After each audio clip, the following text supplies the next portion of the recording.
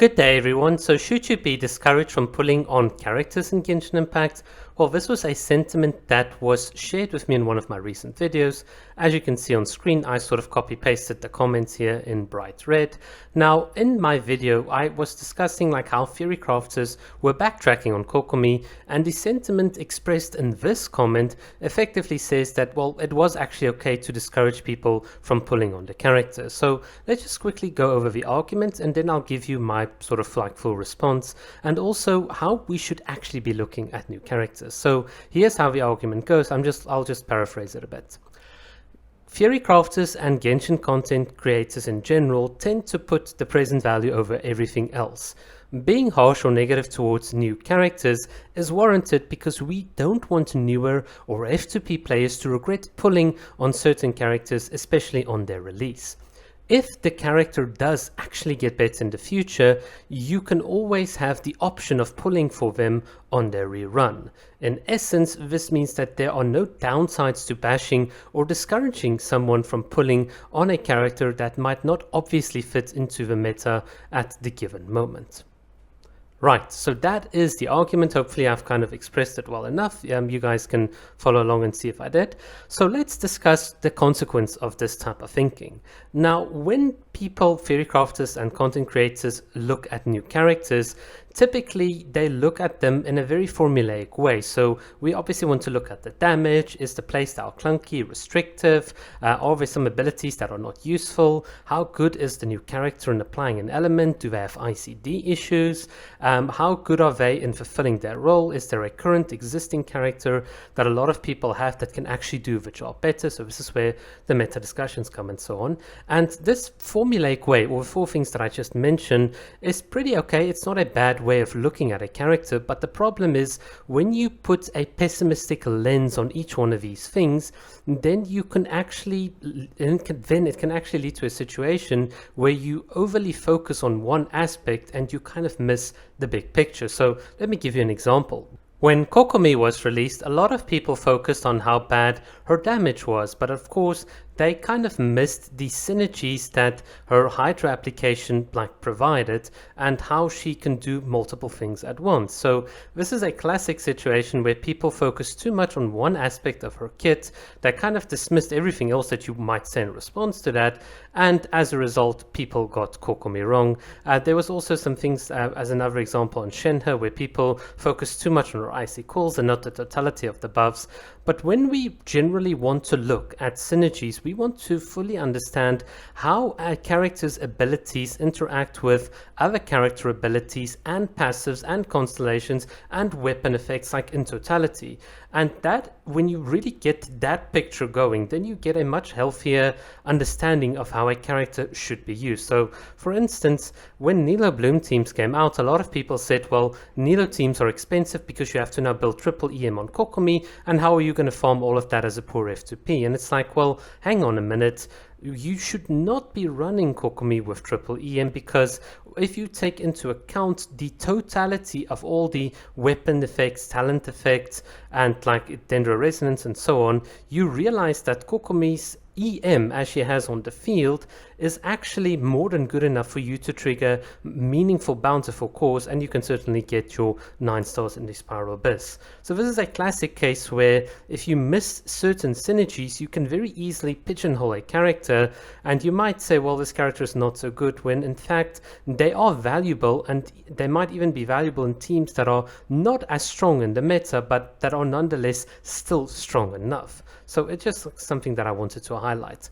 The other problem for me about pessimistic thinking is that you might evaluate, for instance, let's say character's playstyle, but you might get the wrong conclusion, and then it's ingrained into the community. So the most infamous example of this is when people say, oh, don't worry about Yae Miko, she got so much better with Dendro, but the problem is you have to Q on her, and she has no iframes on her E. It's just the sentiment, which is obviously exacerbated by Yae Miko on a release, is just so indicative of people not knowing how to play the character. Because if you really know the kit and how you should be layering your buffs with Yaemiko before activating your elemental burst, it becomes obvious that you should never do EEEQ, EEE.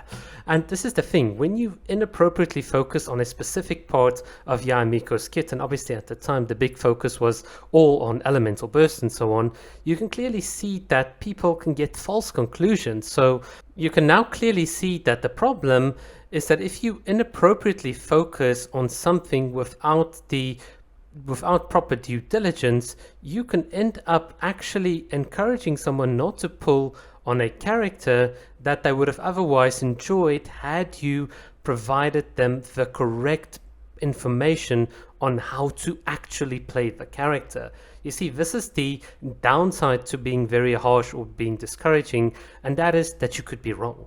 And it's not that the character can get better, it's that because you are wrong right now, you've actually robbed someone of an experience. And this is my biggest gripe with people. And the other thing is, something that was assessed incorrectly, like in Yai's case, can also then persist on a rerun, and you still then have the wrong information being put out. So this is where I really don't like the sentiment that is up there in like bold red and so on. The other problem is what I call the backtracking problem, and this is where people don't fully understand the fundamentals of a character's kit and how this kit could slot into future mechanics. And this is precisely where people would be like, ooh, the character got better, instead of understanding what actually made that character good in the first place.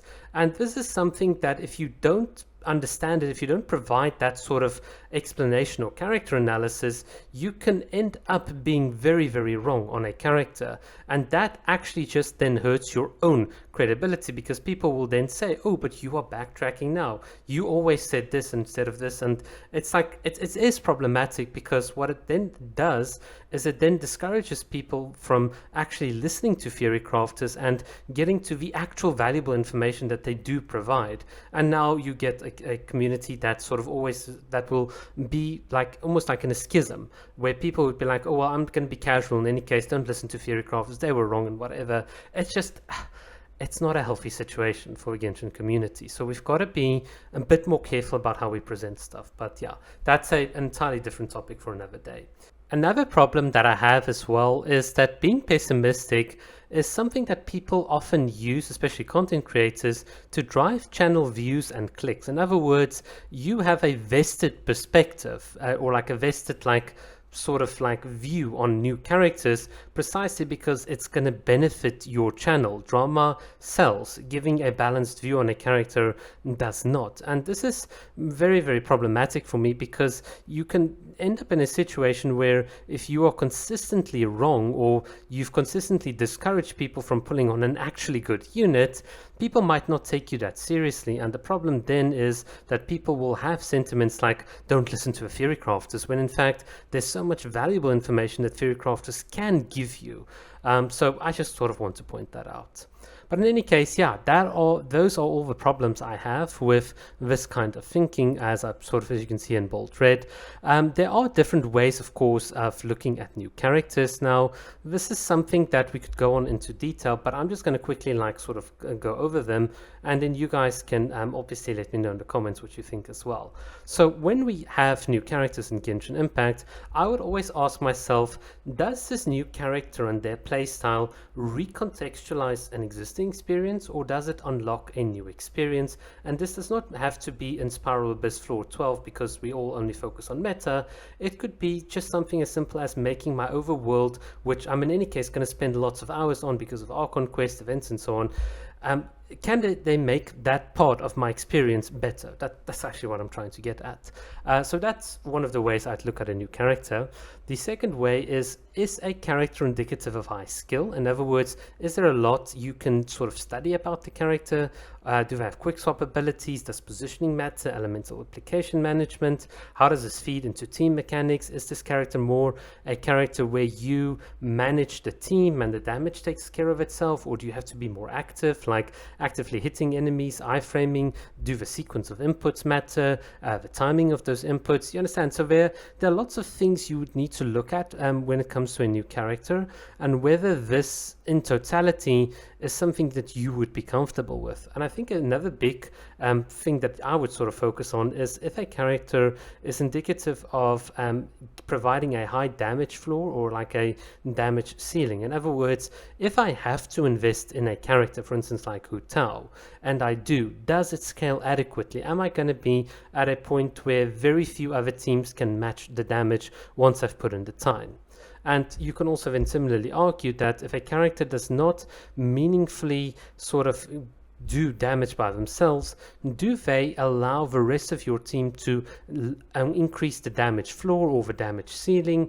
For instance, if you run Kokomi in like freeze teams and so on, you can certainly push the damage floor and ceiling like quite high. And because other characters like Mona can also do it, are there additional utilities that the character can provide over and above? And obviously the answer in Kokomi's case is yes. So this is the sort of thing that I would be looking at, not just can the character do damage. You guys can see sort of like the contrast in this sort of way of looking at characters and these more superficial ways of looking at it. And then I think finally for most people, are you interested in actually studying a character, not just liking the personality or the sort of assets that Hoyo put onto them, but really understanding that if I pull on this character, I need to invest time, because once I have them, I'm going to be stuck with them, especially as an F2P, for quite a long while before I get a new character. And this is why I think if you have characters that are indicative of high skill, that can help you recontextualize and experience all the characters in new ways, then certainly a character like that can be very, very valuable. But yeah, that is what I have to say on the matter. It's obviously a topic that we can go into, or all of these things we can go into much more depth, but I just sort of wanted to point all of that out. Let me know what you guys think down below. Cheers.